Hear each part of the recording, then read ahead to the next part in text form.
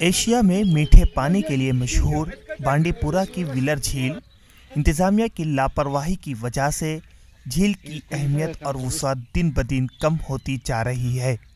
یہ جھیل ایشیا میں میٹھے پانی کے لیے مشہور ہے۔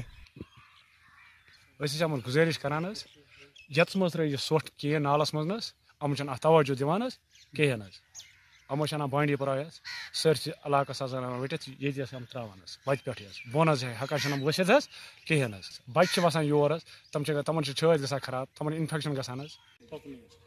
بانڈی پورہ قصبہ سے نکلنے والا کوڑا کرکٹ جھیل کے دہانے پر چھوڑا جاتا ہے، جس کی وجہ سے جھیل کا پانی آلودہ ہو گیا ہے۔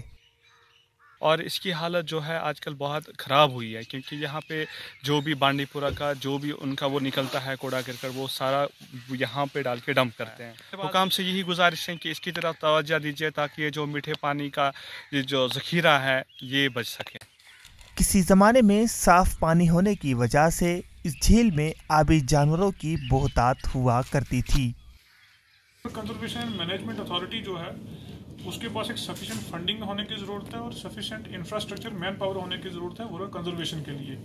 جو ابھی ٹیک آف نہیں ہو پایا ہے اس میں ہم نے گورنمنٹ سے بھی ٹیک اپ کیا ہے کہ رورل کنزرویشن مینجمنٹ اتھارٹی کا ہیڈ کوارٹر یہاں پہ اسٹیبلش کیا جائے، ان کو سفیشینٹ فنڈنگ دی جائے اس چیز کو کنزرویشن کو پروموٹ کرنے کے لیے۔